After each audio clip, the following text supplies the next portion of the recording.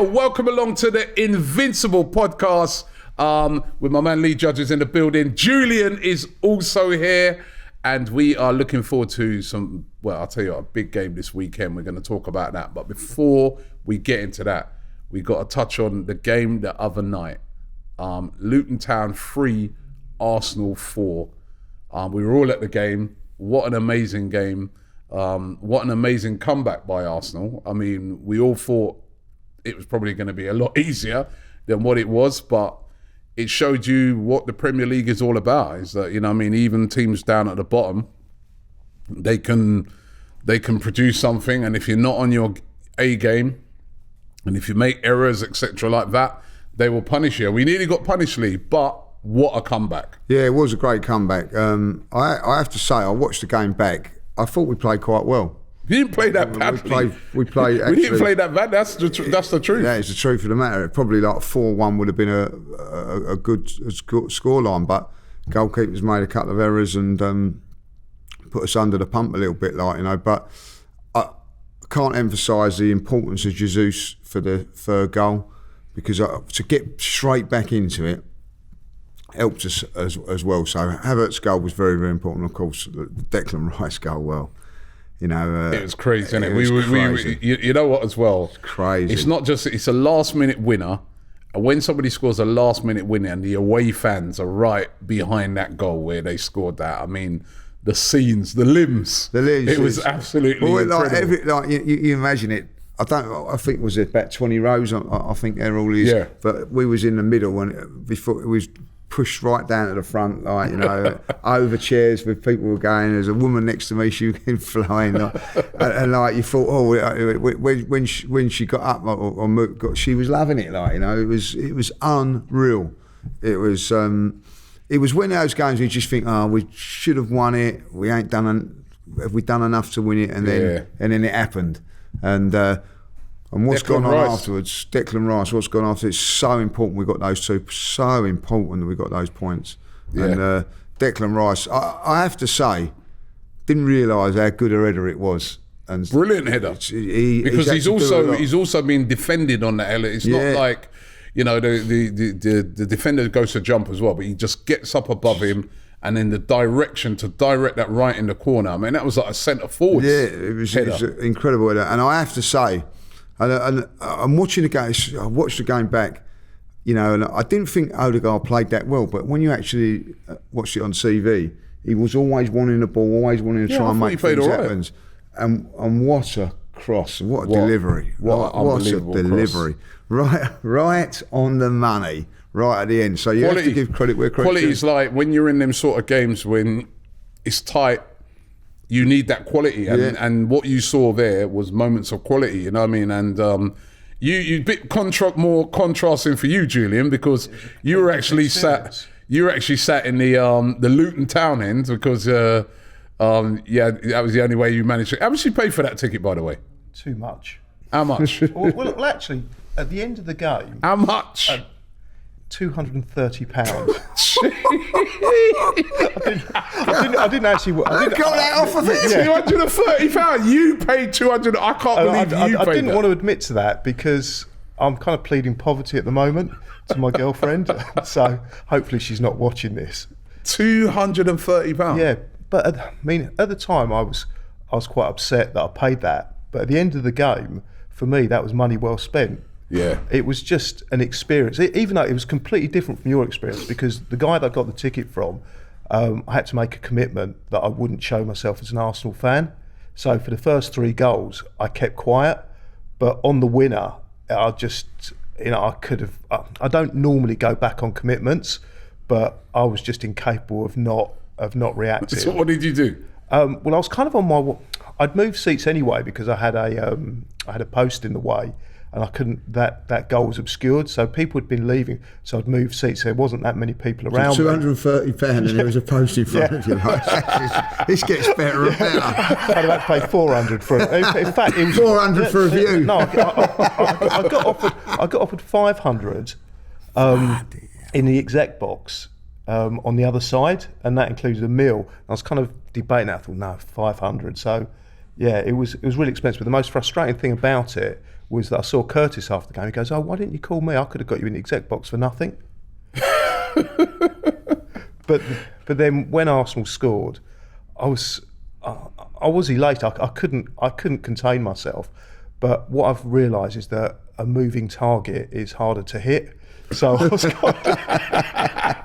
because the reaction of people. So they weren't too happy with you. No, I was verbally abused, and then someone sort of came towards me, and I just moved really quickly, and I just kept going, and I left.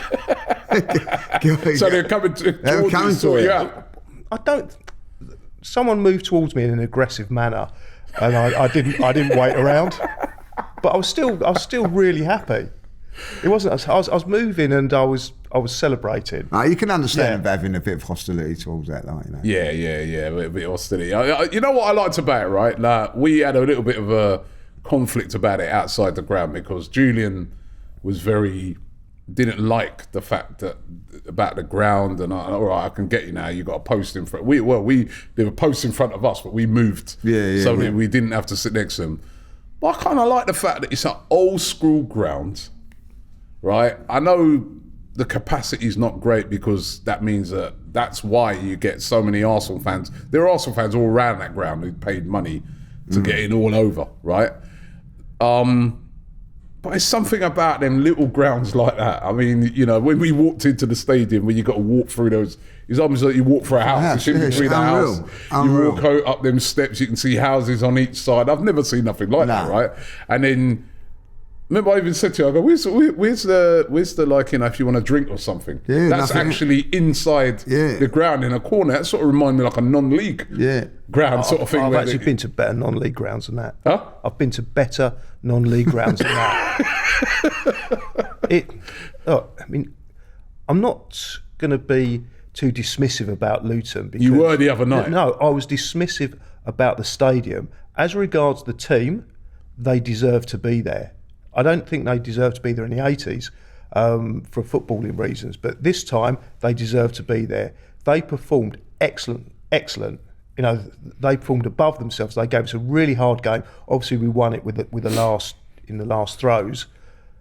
The supporters, I have no issues with. I think they got behind their team, although they were slightly aggressive to me at the end. It was understandable. It wasn't like going to Millwall away.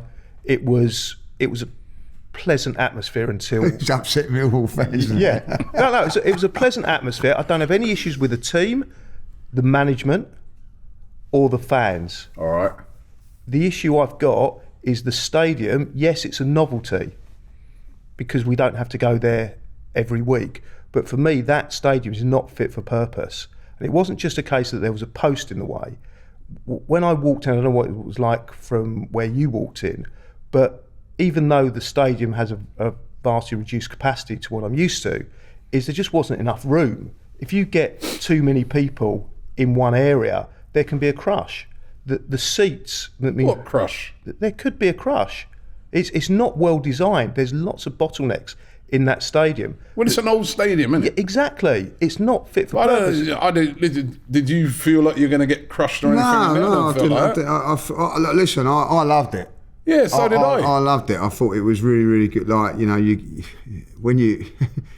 throwback. Yeah, you know, if you just walked past it, you wouldn't know there was a stadium there. Like, no, you wouldn't. It was that is very true, you know. Because when I was walking towards it, I was like, I mean, parking and that was horrendous. Oh, you know, communicating. Yeah. I mean, you know, that's the other thing, right? It's really, for anybody who's obviously never been there, right? It's really tight fitting ground. It's literally. The ground is literally in the middle of a housing. You see someone's front room. Yeah, it's literally in the middle of that. There's houses all around it. So if you walked around that stadium, apart from one part of it, you can't. There's a motorway. The motorway going across. Yeah, there's one part. And then all the on all the other sides, it's a housing. You're just literally walking. You think you're in houses, and then you see an entrance to the city. You're like, oh, yeah, you're going through. It is. It's crazy. I don't know how you get onto that, like, because the main stand is behind, and then you got the motorway. Yeah, that's where I was in the main stand. And the other thing is it didn't have a roof, so my seat was soaking wet. I had to borrow a lady's scarf, a Luton scarf, to wipe my seat. Otherwise, I'd have literally been sitting there with a wet bottom the whole game. Wet bottom. The seat was cracked, and the most dangerous part about it was the concrete. It was just a crumbling piece of concrete that the seat was on. Is that when I jumped up, I fell over. It was so slippery. And there's a reason why the Premier League has kind of given stipulations for grounds now. It's for safety. Now, of course, and that one's been passed. So I don't know what you're talking about when you're saying that. There was areas where you could be crushed, and that ground has been passed as safe to be in the Premier League, right? And it may be small, it may be old. They are trying to move to a new stadium. I'm not sure when, but they are trying to. Get to move to. They're going to have to, I think. Yeah, they're moving to a new. They are. They're building a new stadium. I think outside the town. I think they should have had to play in a different stadium while they're in the Premier League. Why? Because another thing, it isn't big enough. More people want to go to see that. Yeah, but it ain't big enough, right? That's the way it is. They deserve to be there on merit. They deserve to be there on merit. The stadium is what it is. It's past. Yes, they do. It's past. I mean, how big does the stadium have to be? I love that experience. How big does it have to be? Sorry to cut you. I think you need at least 15,000, at least. And if it was down to me, I'd say 20,000. I think they should have done a share with Watford while they're in. Share with Watford? What's wrong with that? That's like asking us to share with Tottenham. They hate Watford. MK Dons, they could go there, I suppose. Yeah, that's their biggest rivals is Watford. It's the nearest stadium. Would you share with Tottenham? Yes. Huh? Yes. You'd share a ground with Tottenham. So I don't think that ground sharing is a bad way to run football teams. It works in Italy. You got what? Look, I mean, AC Why would we Milan, want to share with Tottenham? AC Milan, Inter Milan. You've got two huge stadiums within a few miles of each other, and they're not used at the same time. From a business perspective, it makes sense. And it works. Sorry. I don't want to share a stadium. I don't think they like Tottenham. it in Italy, if I'll be honest. Milan and Why would you want to share? I don't really like. Would you like to you go there? I don't want to share no stadium with Tottenham. Why would I want to share a stadium with Tottenham? And why should they share with Watford? That is just like them sharing with us sharing with Tottenham. That's what I said to him the other night. Also, PG, he'd rather let him go to Watford for a season. I said the other day, right, when it comes to he's a bit of a snob. Oh yeah, 100%. You really are. Oh, stadium's not big enough. Oh, too cramped.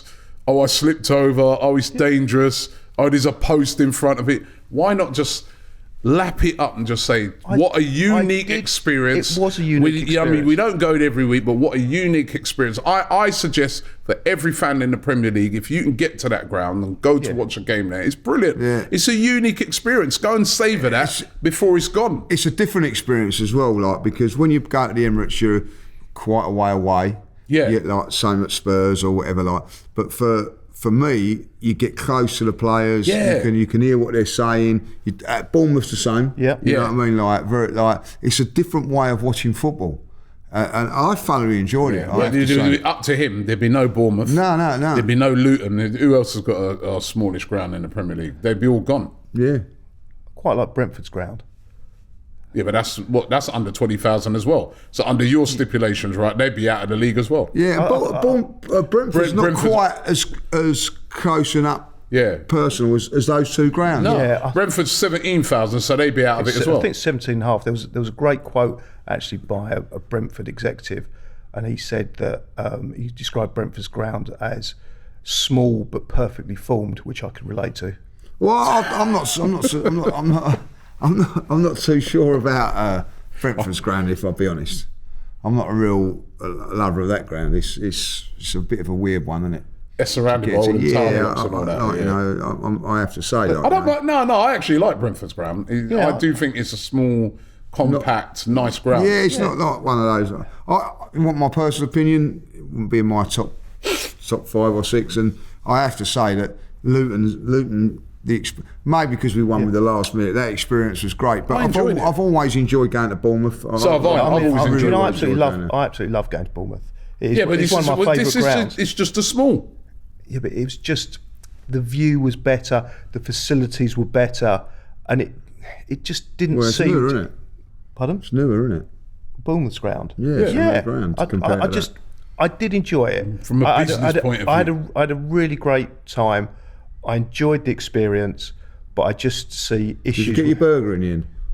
Yeah, I did. You did, So, yeah, no, I got free food after. So Yeah, that's another story I've got to say. This guy. We're waiting around, and I said, "Oh, should we go and get something to eat from over there?" He went, no, I've eaten. And then the fella come out, didn't he? And, the guy from the shop. yeah, What was that shop called again? I forgot the name of the shop, but big them up now, and they let us. It was right next to the away entrance. Really good. And I'll try and find the name of it. I'm gonna find the name. I've got to pick them up. And so they've come. The owners come out. Awesome wings and buns. Yeah, awesome wings and buns. Big If you're an guys. away fan, go there because it's right next to the away end. Yeah. And so anyway, I said, "Do you want something to eat?" He says, "No, I've eaten."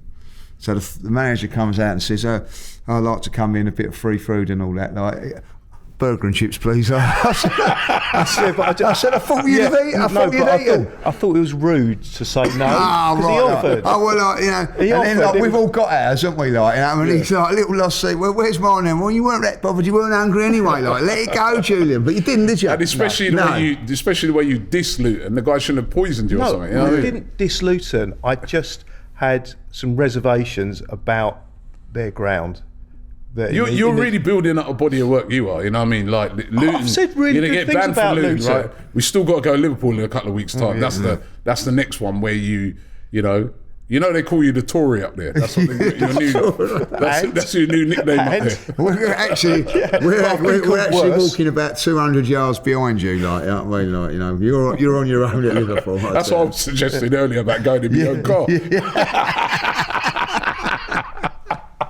Can't please all the people all the time. Going back to the game, and this is a question I've got to ask, right, to both of you. Has Mikel Arteta created a problem, and I know we've spoken about this before, but has he created a problem now with these goalkeepers, right? Because the other night, Lee, you're right, I watched back the game as well, and I thought it on the night, I'm like, we ain't actually played that bad. All right, I know the first goal, nothing to do with David Raya, poor defending, but then after that, we was playing all right. He should have saved the goal from the set piece. I don't know what he's trying. He's almost like he's trying to catch it, and that's supposed to be one of his strengths. Remember, he's catching the ball, and it has been one of his strengths. So, and then the second one, that was poor. Ball just goes underneath him from Barkley, standard save. Then I was sort of thinking to myself, boy, maybe for the next game, Ramsdale should be in goal. When we go to play Aston Villa, put Ramsdale in goal, because now, look at Raya, you could see he was nervous, right? Because as I said, catching the ball is one of his strengths. That's one of the things that I've seen him do, and he's done very, very well since he's come at Arsenal. He was poor with that the other night. But then I was thinking to myself, if we put Ramsdale in goal, but hold on, at Brentford, he was exactly the same in the first half. Where he was nervous and making errors, and we were just lucky that they didn't cost us. He had Declan Rice to thank, who got back on the line, remember, and made that.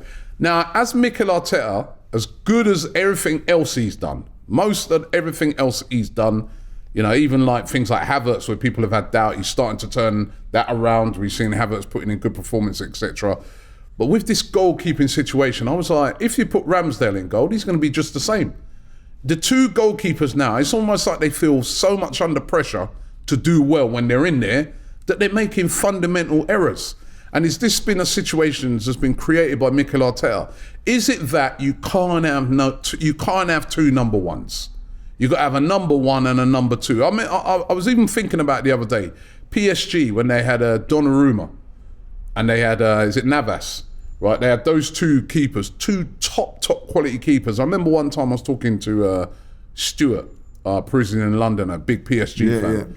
And he was saying to me, Robbie, I don't know why we went and got Donnarumma. And Navas, he's all right. He's a great goalkeeper. Should have stuck with him. And now he was like, when Donnarumma's coming, he's making mistakes. I think now it is just Donnarumma's the number one now. But can you have two number ones, or should he have just stuck with it and just had your number one goalkeeper, your traditional number two? Because it is one of them positions really where it's a completely different. Can you have two? Can you have another top goalkeeper breathing down your neck? Because it's like the two of them. To me right now, it don't matter who you're going to put in on Saturday.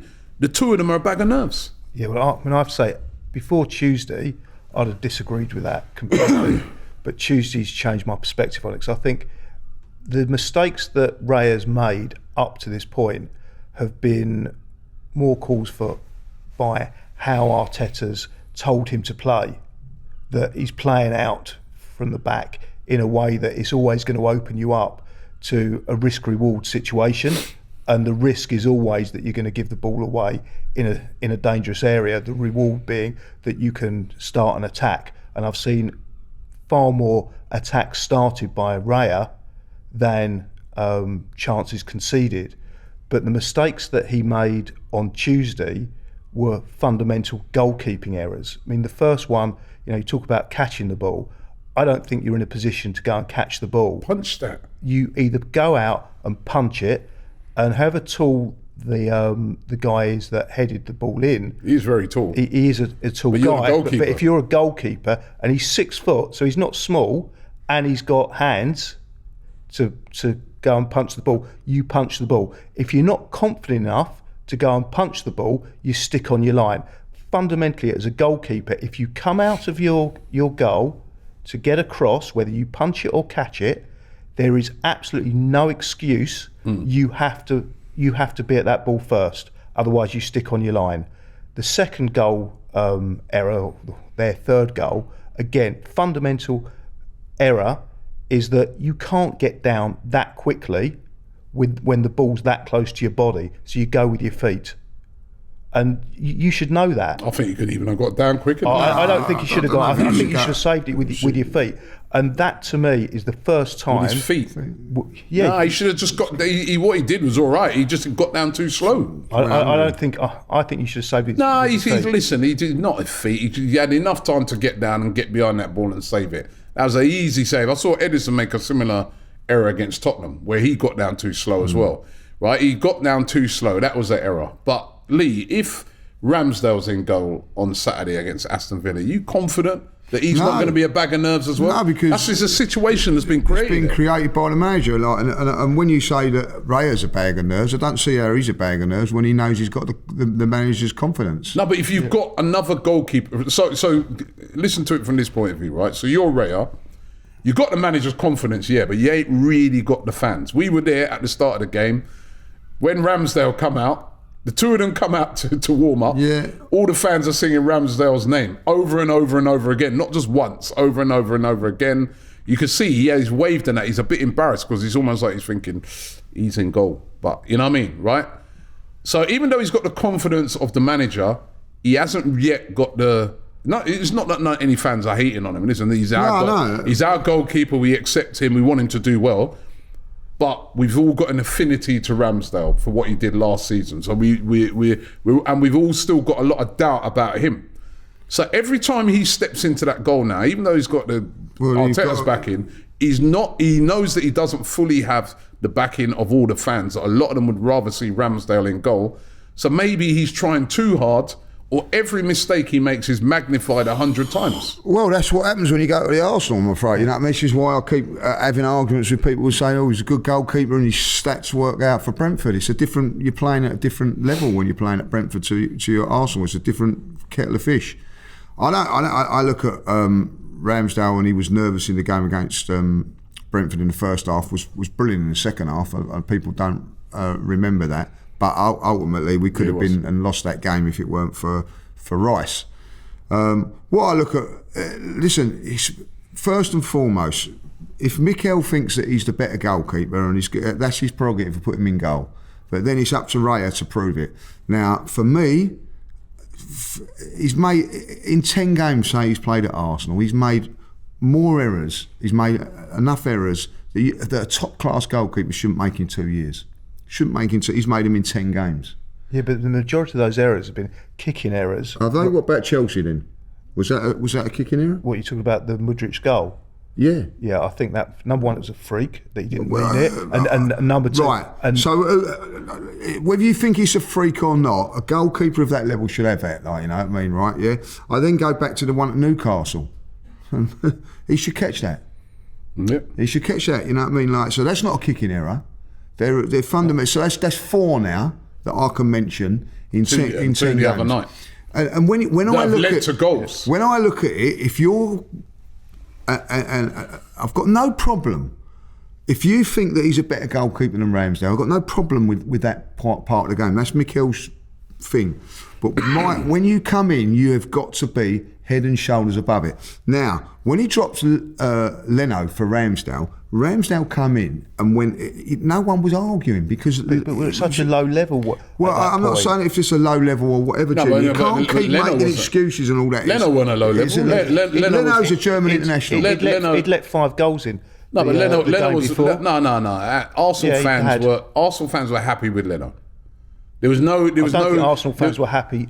There was no Arsenal fans. At that point. Arsenal fans were not coming out, Julian, and saying, "Oh, we need a new keeper." When we got Ramsdale. No, because there was. That's why it was a bit of a shock. And this is what I'm getting. This is my point that I'm trying to get to. Like, you know what I mean? Is that when that happened, like, you know, people weren't 100% on Ramsdale at the time. The fans weren't 100% convinced of him. But what he'd done in those first 4, 5, 6, 7, 8, 9, 10 games is convinced everyone. Whether you think it's a lower bar or not, he convinced everybody it was the right decision. Now, this has happened now with Raya coming in the same sort of situation. Yep. You know what I mean? And he hasn't nailed it. He has not nailed it because I don't know, and you can throw stats at me and whatever. I've watched 10 games. I am saying it now. There's no way after 10 games that Raya is better than Ramsdale. I'm not saying he's worse, but I don't think there's any different. Like, they've both got their flaws. They've both got their attributes, but there's not a standout thing about it. I go back to years ago under George Graham when Lukic went from Arsenal, and bearing in mind he was in a better position than any of these goalkeepers. When you turn around and say about, it's a lower level, we got John Lukic, who was a champion, a league winner, right, and replaced him with Seaman, a fan's favourite as well. Everybody going, I don't know about it. After 4, 5, 6 games, you turned around and said, I like John Lukic, but we know that Seaman's the man. That was how it was.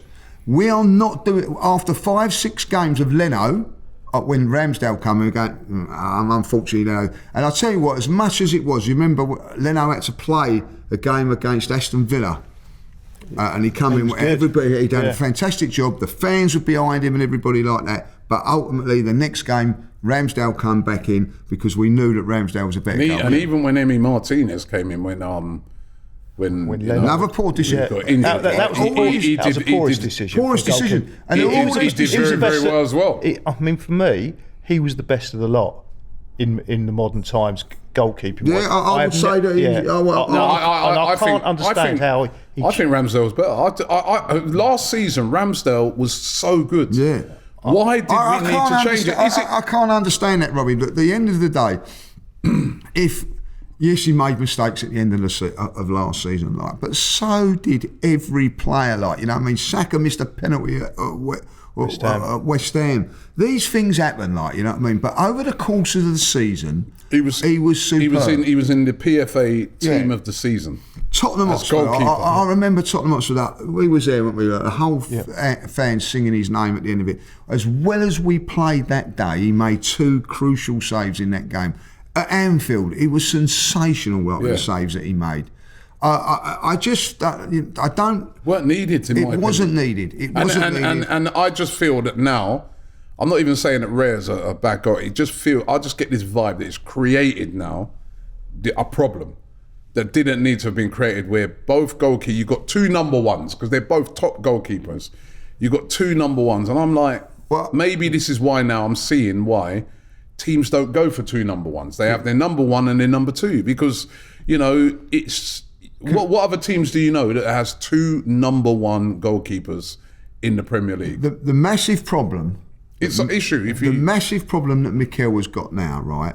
And I think Nottingham Forest was one. For the life of the matter, when I say it, right, is that he's turned round when he signed Raya and turned round and said, there's been times I've wanted to change my goalkeeper. Substitute a keeper and stuff out. The most horrendous thing he said, and then after those 2 errors, he's turned around and said, I'm not going to criticise players and things like that. It's an absolute ridiculous statement that he's made. Because he's now put himself in a corner that he can't get. There's no way Raya gets dropped on Saturday. Well, No way. If he plays too many games like he did on Tuesday, he will do. Well, I don't think he'll be dropped, but I think he should be. I think what should happen now. If Mikel's got anything about him, he drops him. I think what should happen now is that Ramsdale should be given a run.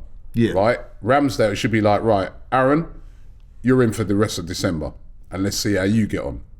Because I don't think, so that a keeper doesn't know. I think that's the other problem, you see, that if you make an error, it's like, ooh. It's a trouble now, Robbie. Who's coming in now? Is it Ramsdale for the next game? So I feel that, like, we saw it at Ramsdale when he came in, but he knew that he'd only come in for that one game. Yeah. But maybe what needs to happen is, like, Ramsdale, you're in.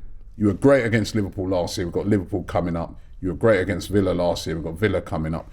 You're in for those next few games. And Raya, sit it out, man. You know what I mean? You've had a couple of dodgy performances. You know what I mean? Because, you know, you've had errors, 4 errors you named there that led to goals, right?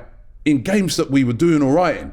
The game against Newcastle, all right, we didn't create a lot. We didn't create much, but nor did they. And that one moment has cost us. All right, we know all the VAR stuff and that, but that one moment has cost us. The other night, comfortable. When they scored that, when they scored those 2 goals, I couldn't believe it.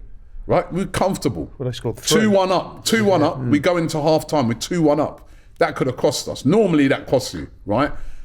He needs to sit it out now. In my opinion, this is just my opinion. Sit it out. Bring Ramsdale in and say to Ramsdale, "You ain't got one game. You got to run a game. Raya, you can play during the week against PSV, but you know what, Aaron, you're in for Villa, Brighton, Liverpool, right, and West Ham, and Fulham. You've got them next 5 games. Let's see how you go, and because that's the only way. I'll still play him against PSV. I think that's the only way you're going to remedy. Play Ramsdale against PSV. Yeah, play him like all Give the him time, a run of games. I will say this, and because it's not, we're not beating down on Raya here, like, you know what I mean? Because at the end of the day, all the top goalkeepers make mistakes. I don't care what anybody Edison says. made the same mistake he made last week against Spurs. Alisson a couple of weeks ago made a couple. All the top keepers making them, but what I'm saying is they make one of those in 20, 25 games. We've got 4 goals. I don't care what anybody says about.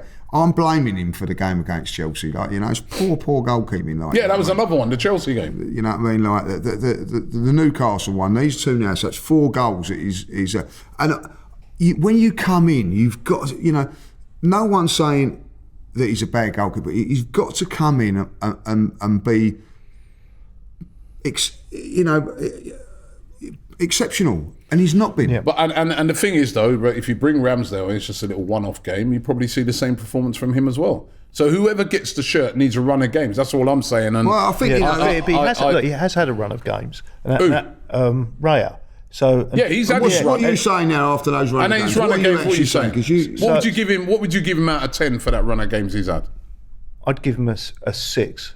And is that good enough to keep Ramsdale? It's not, is it? No. I'd give him a 5. That's what we're saying. I'd give him a 5. I think he's just been average. Look, I'd give him a 6. Before Tuesday, I would have said above average. I would have probably given him a 7. Yeah. For me, it's now got to the stage where I do want to see Ramsdale back in goal, and I didn't think I'd be saying that a few weeks ago. Yeah. Anyway, but if you take those goalkeeping errors out, I think it's something you mentioned. Is that was a really good performance? Yeah, that's the thing.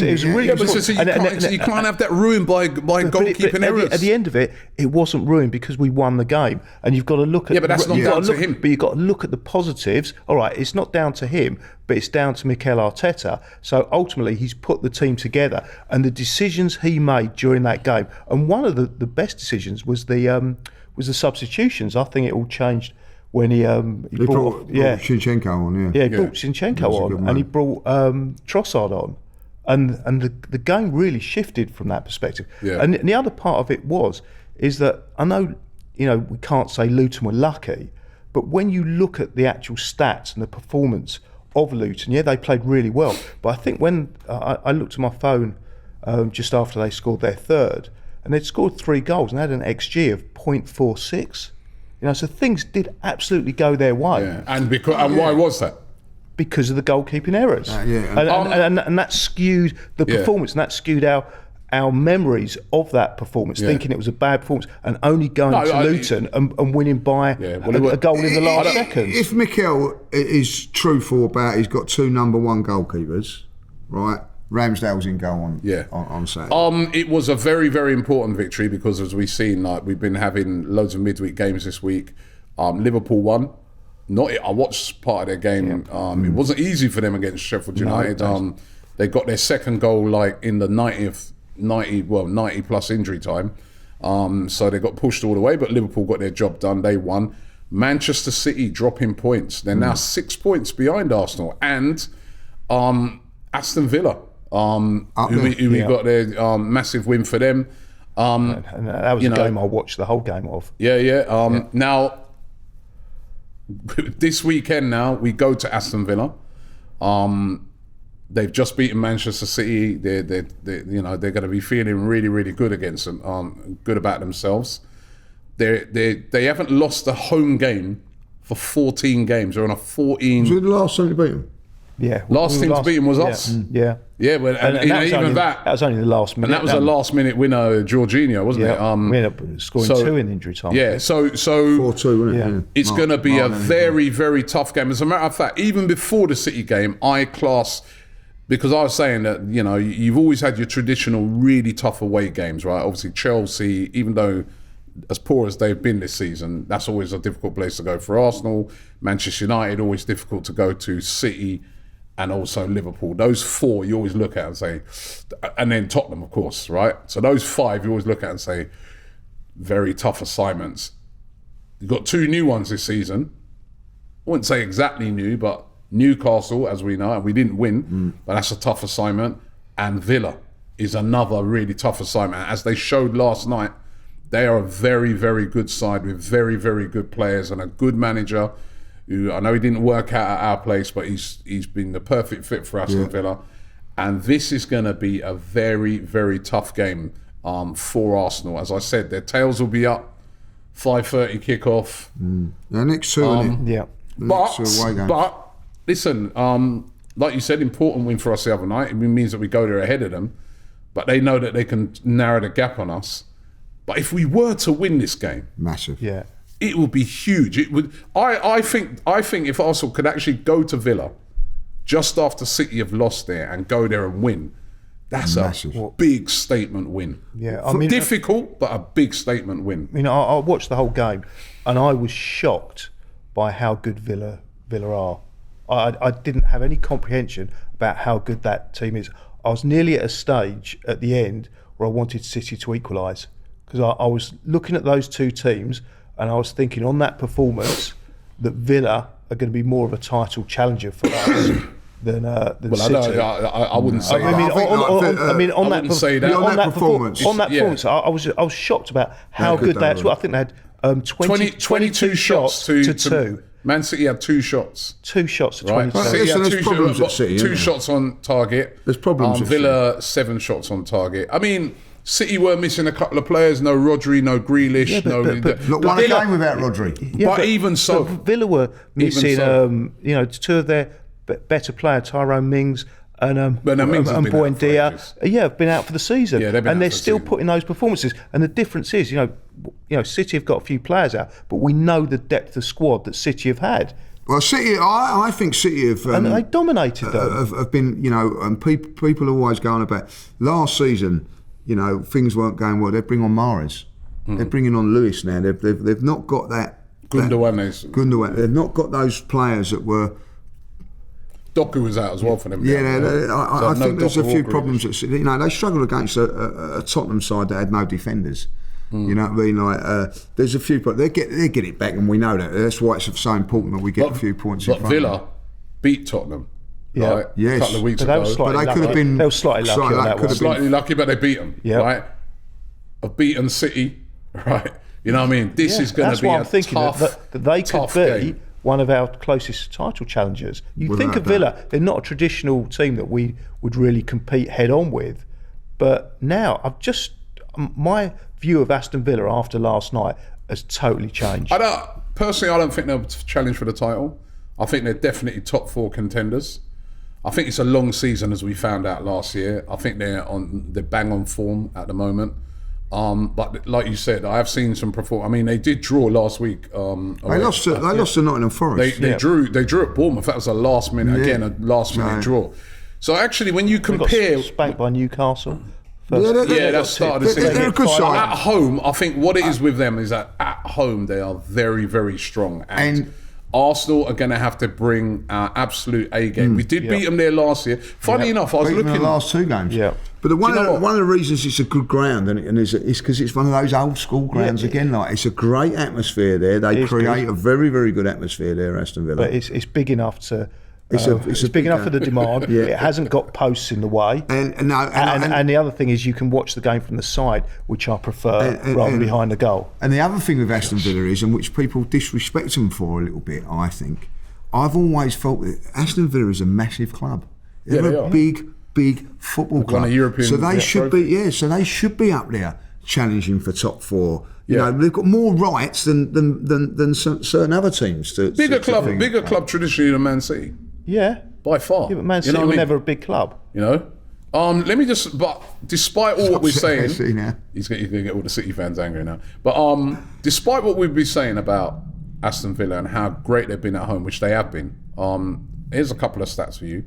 Aston Villa have lost their last 4 Premier League games against Arsenal. So that's bodes well. We've got a good record against them. Arsenal have lost just 2 of their last 21 away Premier League games. Aston Villa? At Aston Villa. They've won 12, drawn 7. So that's great. I remember the one we 2-0 up and lost 3-2. Against Arsenal, no side has won more Premier League away games than they have against Aston Villa. 14, the same as West Ham. So traditionally, it's a place we go to and we get win. I just don't think these stats are that important. Right? Well, look, because it's Aston Villa are winless. It's different teams. Aston Villa are winless in 8 Premier League games against sides starting the top of the table, which we are at the moment. But they have won their last 14 Premier League matches at home. That's unbelievable. Stretching back to March, and the team that beat them, us. Yeah. So I do think sometimes those things do you do kind of have a team sometimes. It's like a bit of look at where we Tottenham and City at the moment. Yeah, they've got their. got it over them, haven't they? I think what it does show is that Arsenal need to go there without no fear. We see what they did to City. We know they're a very, very good side. But I think, in a way, it was a little bit of a good thing that City went there first because we know what to expect. We already know what to expect from last year. It was a tough game. But I think Arsenal can, if they go there with no fear, I think it's going to be a really, really good game. It's going to be a really, really interesting game. This team selection is going to be also important.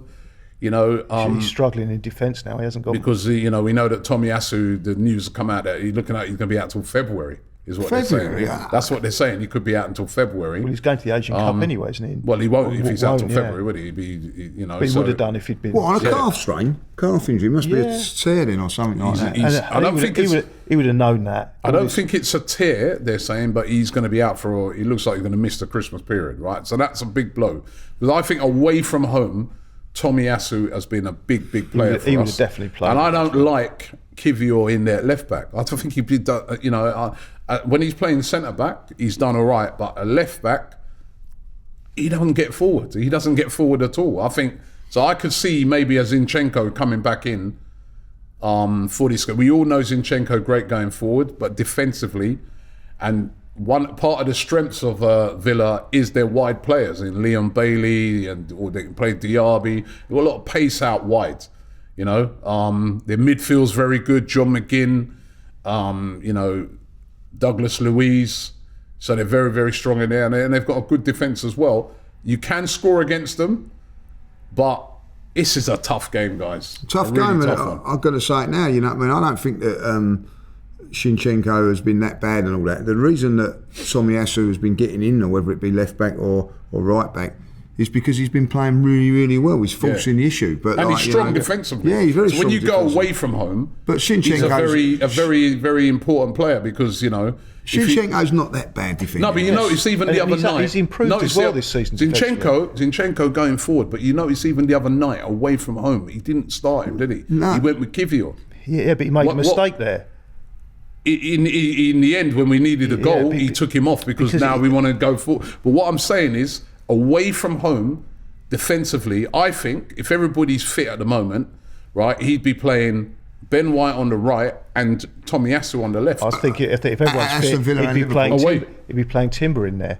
We know Timber's been out all season. So I think Tomiyasu would have been playing certainly against. Do you remember last season against Liverpool at home? We put Tomiyasu. Do you remember he played left back? He played really well. So he's going to be a big miss in these two games. Liverpool away. It was Zinchenko. But Zinchenko played there last season. We was 2-0 up. We played very, very well against it. Listen, Zinchenko, he's got to step up now in his defensive duties. I think he has stepped up. Last week against I think he just gives away the ball at times trying to play. I can't do that against a team like Villa. Yeah, but I think the bigger issue here isn't Zinchenko's perceived weakness as a defender, but the fact that he'll be having to play pretty much every game.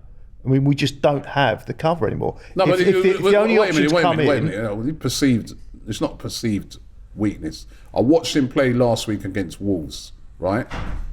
He cost us the goal at the end, and even before that, there was another time when he gave the ball away. It was actually Raya bailed him out. No, Raya came in and... Martinelli bailed him out. No, Raya came. Raya come and stood big and stopped the guy. Right? He made about 3-4 errors in that second half. He was very poor defensively. Well, on the one where we gave away the goal, I've watched that back a number of times, and it's not kind of the popular opinion, but I would say that I would blame Rice more for that goal. No. He gives the ball away. He gives... And this is what I don't understand about what Rice did.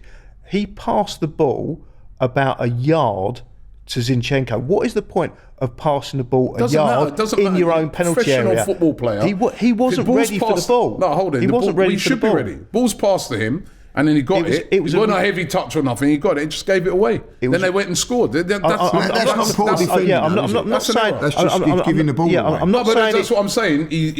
That's his weakness. Yeah, and we're playing against Aston Villa, and this is what I'm saying. I've noticed that this season, anytime we go away from home, he never starts really those games. He's the manager's obviously seen it that they can get at him. So this is going to be a little bit of a worry for me this weekend because. He's probably gonna. I think he should start this weekend because Kivior at left back. I don't get it. He's going to have to start, and he's going to have to continue to start because they don't have the depth now because they've lost two really crucial players, and these two players are completely unique in as much as they can play across the whole back line. They can cover every position. So it was such a good move to get Tomiyasu and Timber in.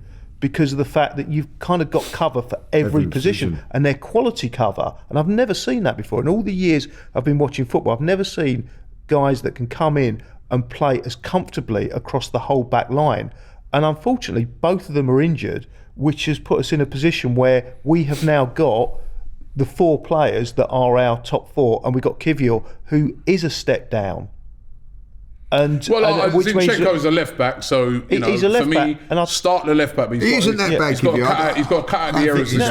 He's not that bad. He's just not as good. He's a slight step down. He's got to cut out the errors. But it's going to be a really intriguing game because they got a very good midfield. So have we got a very good midfield. They've got a very good attack. So have we got a very good attack. Their defence I think our defence is a stronger defence than them. They've got a very good goalkeeper. They are a very, very good side. They're a very, very good side, and Emery's got them ticking. But this is a game that, as I said, first of all, don't lose the game. I think if we went there and got a point, I don't think there'd anybody be over disappointed because we all recognise how tough a place it was to go.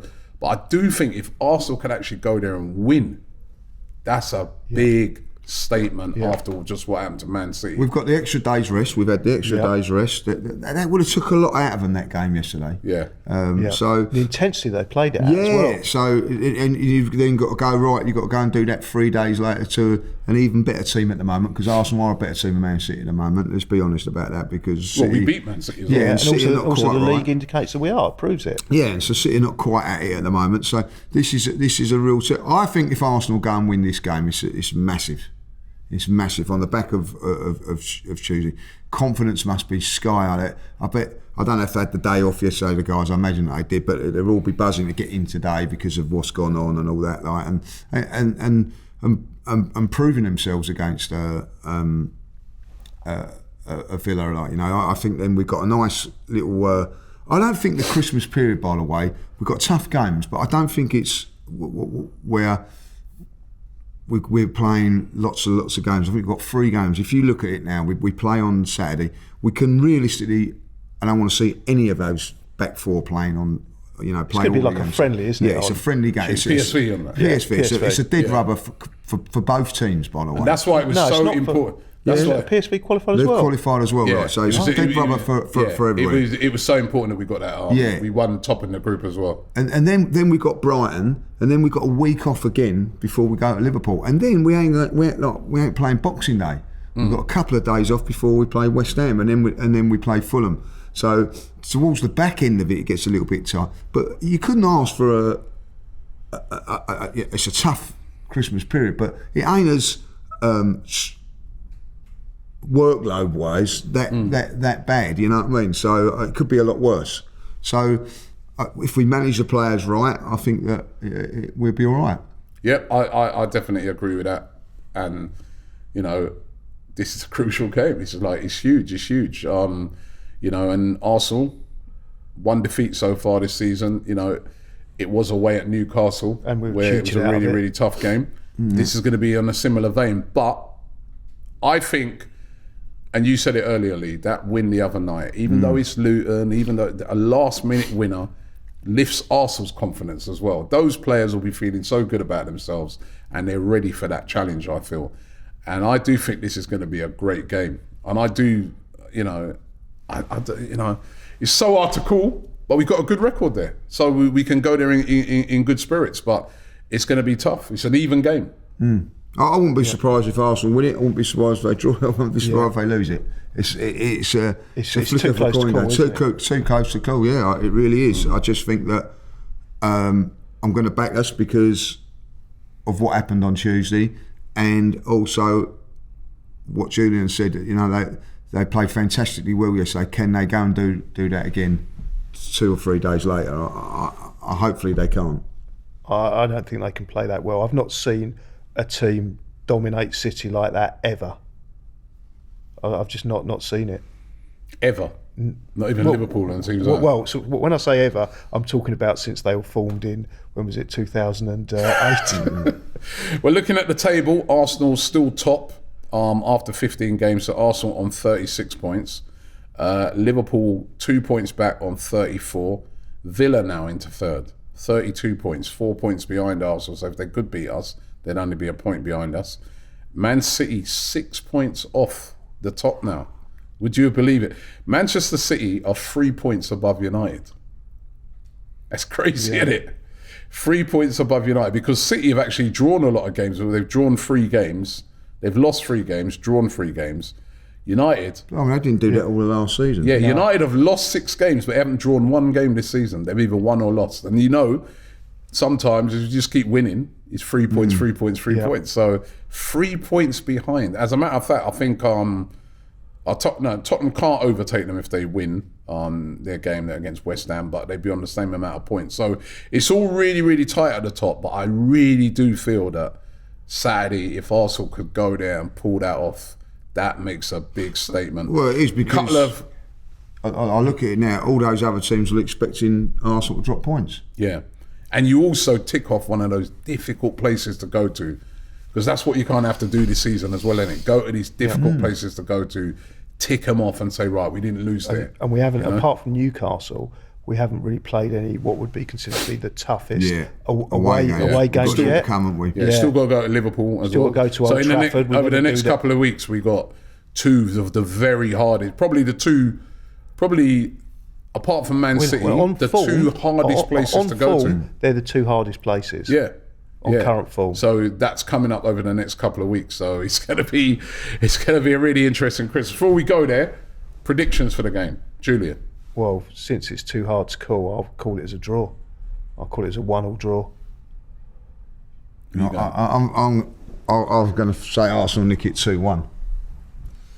I'm going to go with 2-1 as well. I don't know, man. I think we've got such a good record there.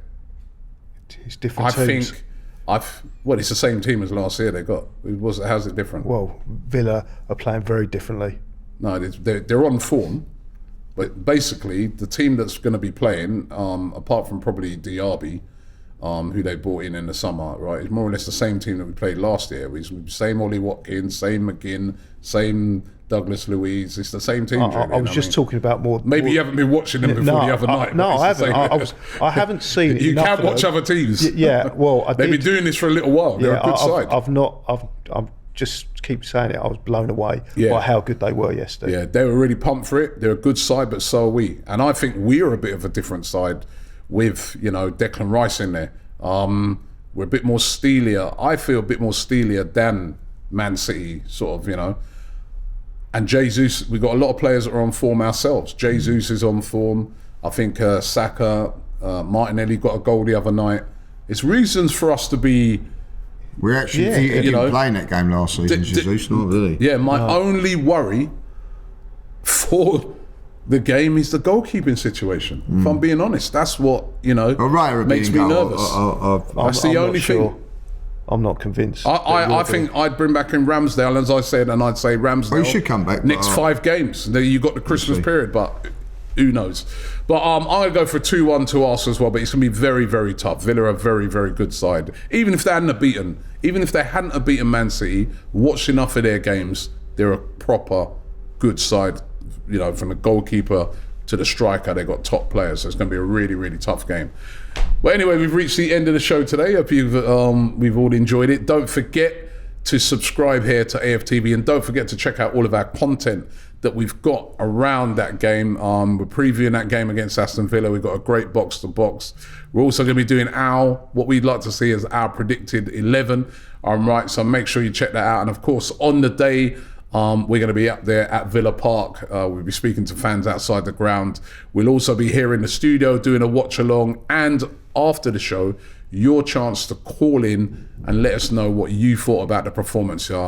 All you got to do on the day is click the link in the description and you're straight through to the show. So make sure you get involved with the show wherever you are in the world afterwards. Thanks for watching the show, Lee. Julian, thank you very much. And we'll be back next week. The Invincible podcast. Myself, Robbie, and Lee Judges come together once a week to discuss all things Arsenal. Straight talking, considered discussion, brought to you by the fans of the only club in Football League history to go invincible.